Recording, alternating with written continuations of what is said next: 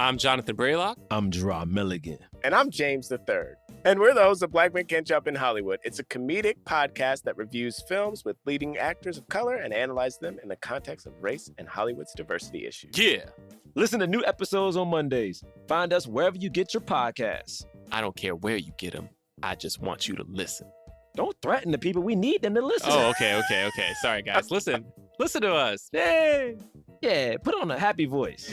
What more can I say? You know what it is. Black men can't jump.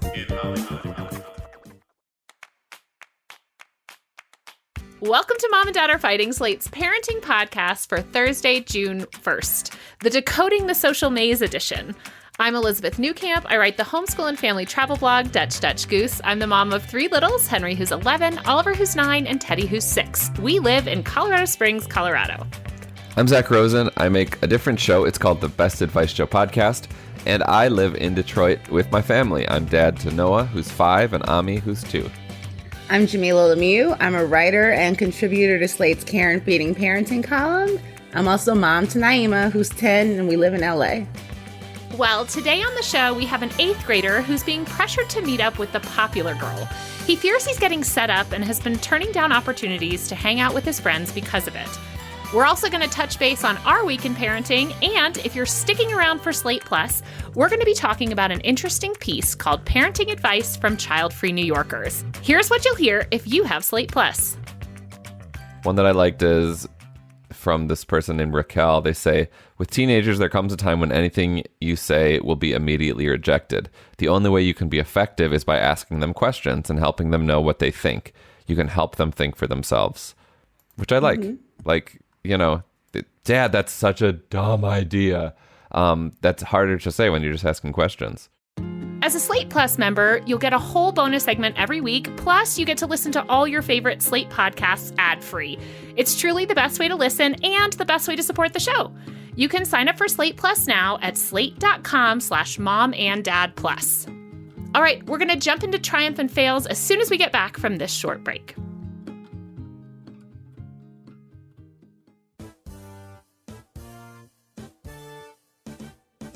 I'm Jonathan Braylock. I'm Dra Milligan. And I'm James III.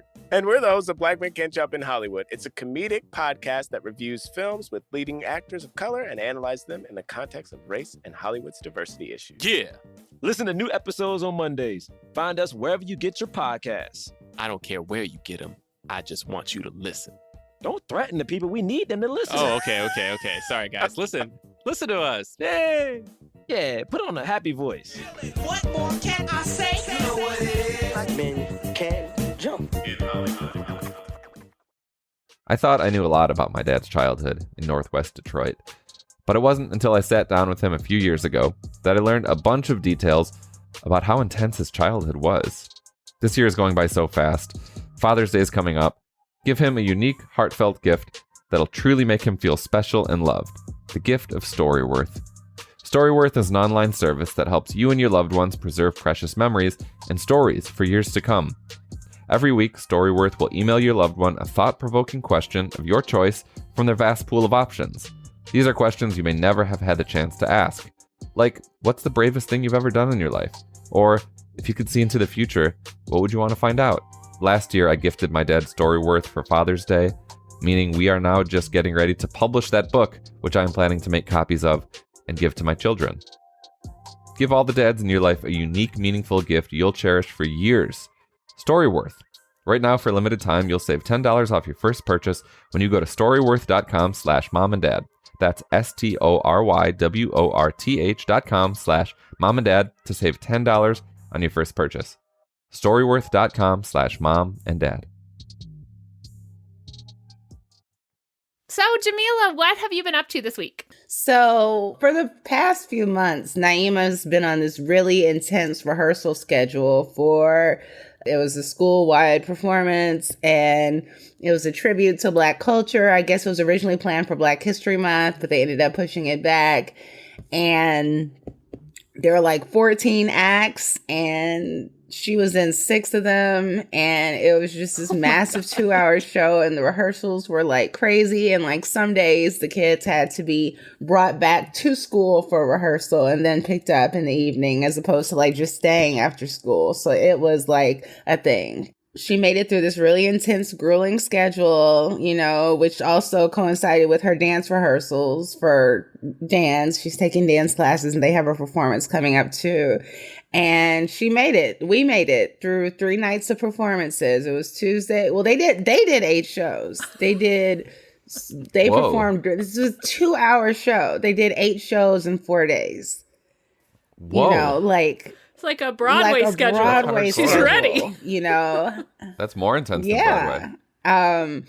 They did 5 during the day for their classmates, and then they did 3 shows at night, Tuesday, Wednesday, and Thursday. And Naima had to be picked up like from after school at 5, brought back to school at 5:20, and then picked up from the show, because parents were only allowed to purchase tickets for one night, which other parents totally did not do. Like, I found out that other parents just were like, whatever, and bought multiple tickets.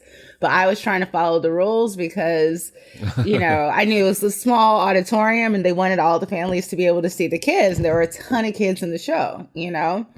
And she did the show, and it was so great. And she was really proud of herself. She danced, she did poetry, she sang. It was just amazing. It was really something. What were some highlights? They did, let's see, Funky Good Time by James Brown. And they did, the first graders, this wasn't her class, but some of the first graders did Beyonce's Homecoming. And it was the cutest little thing. They had little play instruments and sunglasses and berets, and they were dressed like a little marching band. It was really, really something. Does she feel really good about it? She does. Okay. This sounds really awesome. Do you think she's going to become a theater kid?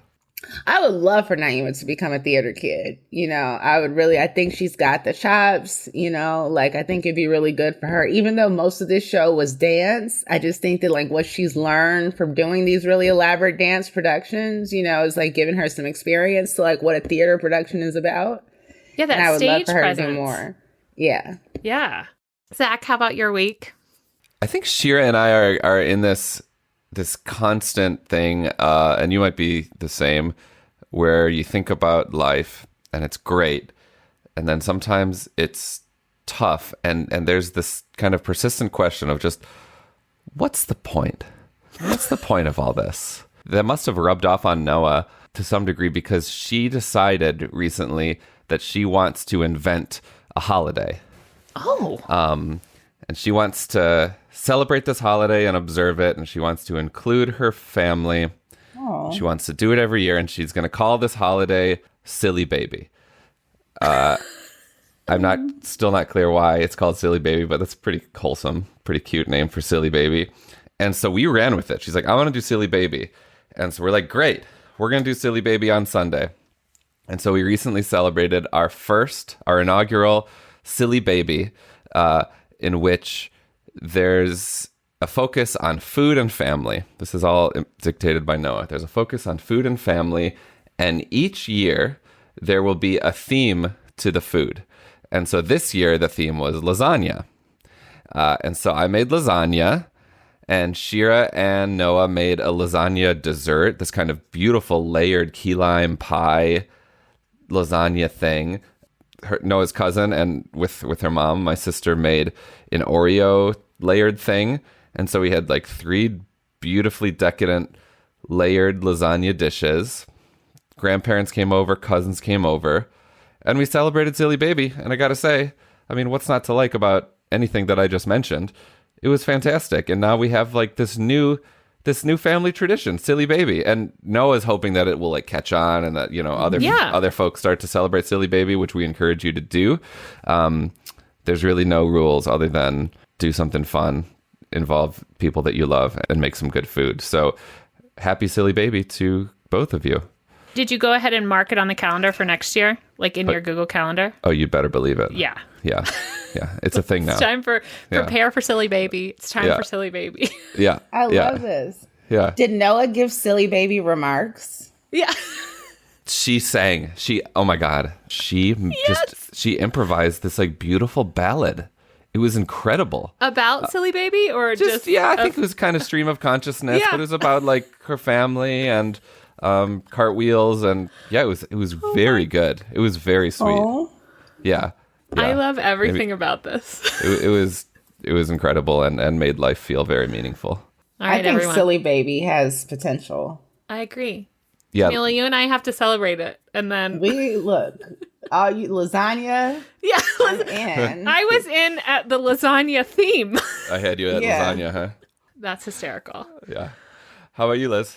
You've been Oh my having gosh. quite an adventure. Well, I just, when you spend 2 weeks without basically internet with your family, there's just a lot that goes on. But so I'll have a few stories to tell from this trip, but I'm going to take for my first one a big old triumph. So we were on a 2-week trip to Peru. The first half we were on the Amazon River. The second half we were in the Sacred Valley in the mountains, which included a hike to Machu Picchu. Unbelievable. And we had decided there's a 4 or 5 day hike, but there's also it's called a 2-day hike, but it's really like you hike the first day and then you stay overnight at like a hotel. And then the second day you go into Machu Picchu. And just to understand what a terrible idea this was, Dan Coyce and I were exchanging some text messages, and he said to me, I feel like even by your standards, this is impressive / insane, which really summed up the idea, which was that my mother, my sister, Jeff and I, and Henry and Oliver would get off the train and hike the 7.5 miles, which is mostly uphill, almost completely stone stairs. Oh my God. You are in the mountains, so you're already at like 9,000 feet, and you're going up even higher. Now, we do live in Colorado at about that altitude, but we had been on the river at basically sea level for a week, so had lost a lot of our altitude adjustment. We did stay in town to get all of that, but it was still quite the challenge. Meanwhile, my father and Teddy were going to stay on the train for the rest of the journey, get off and get themselves to this hotel, which sounds like fine, except that my dad is getting older and Teddy is Teddy. So on top of like being worried about the hike, I was like terrified that Teddy would like, is he going to run away? Is he going to throw a fit? Like my dad really can't, if he runs away, my dad can't catch him. Like we're in this foreign country. My sister and I speak enough Spanish. My dad and Teddy speak no Spanish. Like just all those sort of logistics. You guys, my kids were freaking fantastic. Yes. Teddy, we rehearsed kind of the plan. When you get off, you're going to be met by Oscar from the hotel, and he's going to help you with your bags. Grandpa needs to have his book bag. You need to have your book bag. And then they had all of our luggage. You need to have the one suitcase. And he was like practicing, we were like, you can be the last ones off the train. And he just like, my dad obviously could do all of this as well, but Teddy like knew what to do. He was so great. They had to hang out. The hike took us about 6 hours at the end of the day. So they had 6 hours, just them at the hotel and we could only bring like tiny bags. So he had, like a magnetic chessboard and a workbook and was like, great. They ordered lunch. They just did all the things. My dad was like, he was awesome. He listened to me. So that was great. And of course I had no way of knowing, because we had no internet connection, that they had made it and were fine. I just had to trust. Meanwhile, my 2 kids on the hike, they did not complain once. We hiked 6 hours uphill, not a single complaint. Henry and Oliver were way up front. They were happy to wait when we needed to wait for the rest of our group, because there are these like checkpoints and the porters were carrying our extra water and lunch and stuff. So we had to like wait and refill bottles. They were engaged. We hiked through all these Inca ruins. And I was just thinking like, the goal is just to have them do this. And if they don't learn anything, that's okay. They're learning just by being there.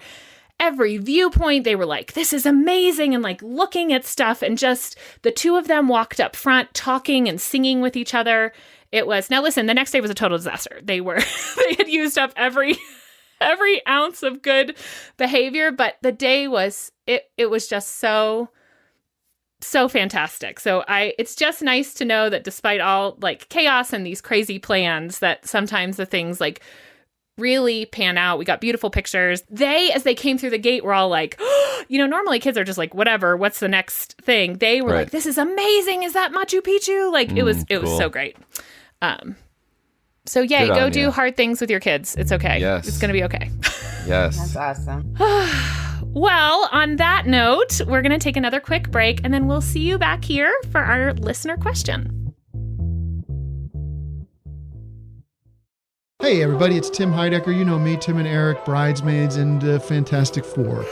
I'd like to personally invite you to listen to Office Hours Live with me and my co-hosts, DJ Doug Pound. Hello. And Vic Berger. Howdy. Every week we bring you laughs, fun, games, and lots of other surprises. It's live. We take your Zoom calls. Music. We love having fun. Excuse me? Songs. Vic said something. Music. Songs. Music. I like having fun. I like to laugh.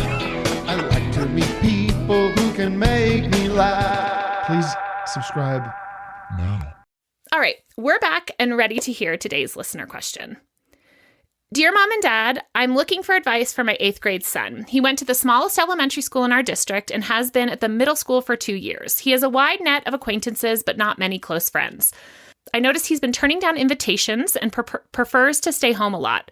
My husband spoke to him last night, and he confided that the popular girl has her eye on him, and her friends are constantly contacting him and trying to force him to meet up with her. He wants nothing to do with girls, so when his friends want to go bike riding or to the local mall, etc., he's fearing a setup. I think he's afraid if he turns this girl down, he'll be labeled as gay or face some other harassment from the girl squad. We're not a homophobic family, but lots of kids his age still use it as a slur. Unfortunately, I do not know any of the parents or the girls in question. Thanks, navigating the social maze. What do you guys think? This is tricky. May be controversial.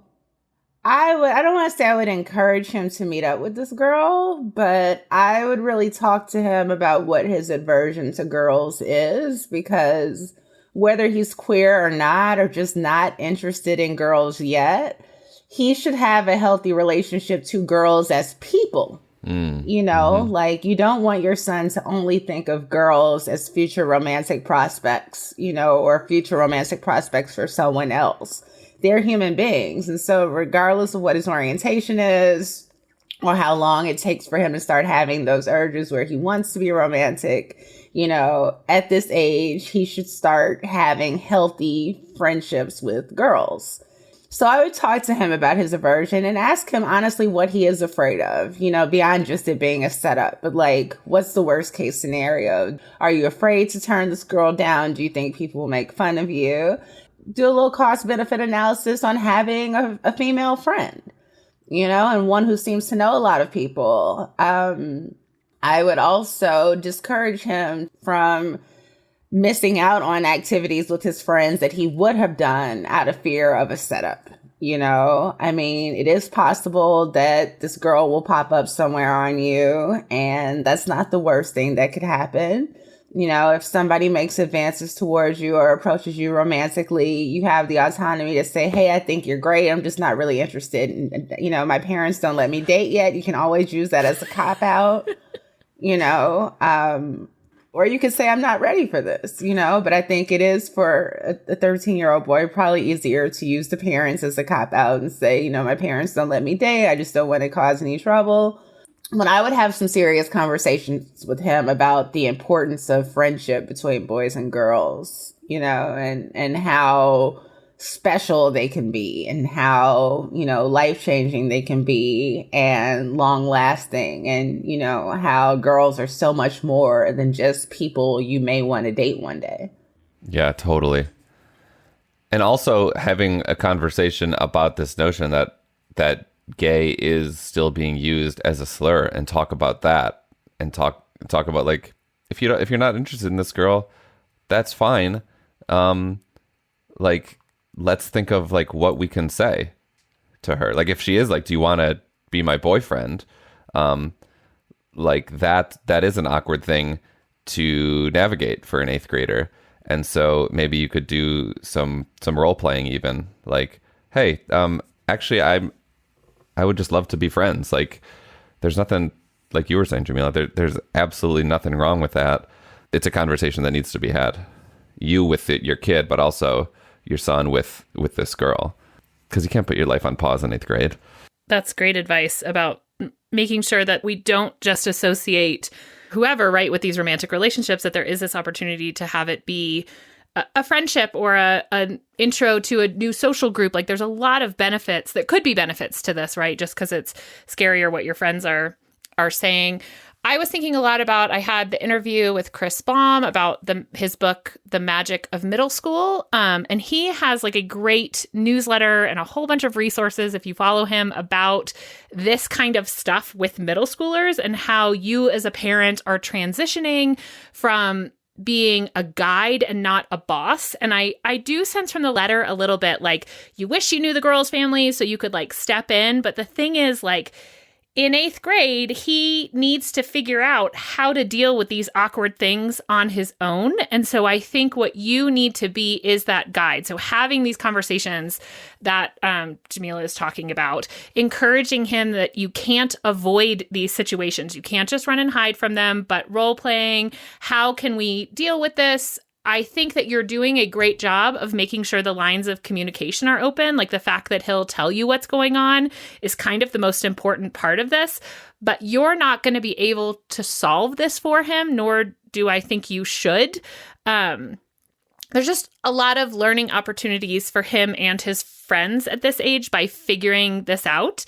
I do think, like, if you're worried about the social stuff, can you encourage him at all to use your house as a safe space, right? So like, can the friends come there to build up those relationships so that maybe he feels more confident in going out where he might encounter this girl, right? Because maybe he feels like, I don't even really have anyone in my corner if I go out to like turn her down or whatever that's going to look like. So is there a way for you to encourage some of that social growth here in your own home in a place where he feels safe? But I really just encourage you to think about how to guide him and be there for him as he makes these decisions and choices, and listen to him and affirm how he's feeling, because all of these are really valid feelings. I mean, I feel like as adults, we've all had situations we don't want to go to because we might see someone and have these awkward conversations. And so learning in 8th grade how I can pump myself up to just do it, face it, and have it be over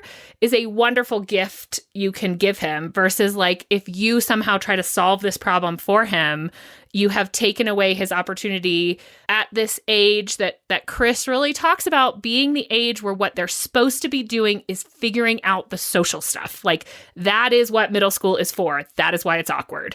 And so encouraging him to do that now and face the awkwardness and survive it and know that it's going to be okay and that you're going to be there for him no matter what. Well said. Well, navigating the social maze, we appreciate your question. Please keep us posted. If any of our listeners have faced similar challenges, have kids going through this, we would, of course, love to hear from you. You can drop us a line at momanddad@slate.com or leave a voicemail at 646-357-9318. Please subscribe to our show, leave a rating and review, and tell your friends. It helps us grow our little community. This episode of Mom and Dad Are Fighting is produced by Rosemary Belson and Maura Currie. Alicia Montgomery is VP of Slate Audio. For Zach Rosen and Jamilah Lemieux, I'm Elizabeth Newcamp. Thanks for listening.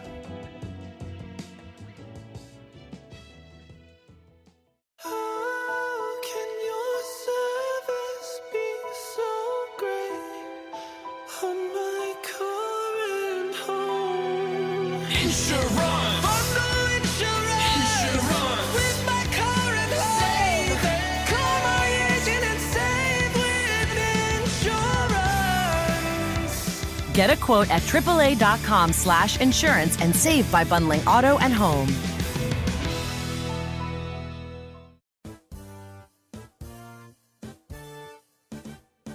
I'm Jonathan Braylock. I'm Gerard Milligan. And I'm James III.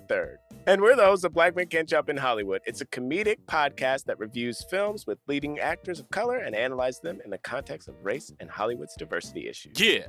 Listen to new episodes on Mondays. Find us wherever you get your podcasts. I don't care where you get them. I just want you to listen. Don't threaten the people. We need them to listen. Oh, okay. Sorry, guys. Listen to us. Yay. Yeah, put on a happy voice. What more can I say? You know what it is. Black men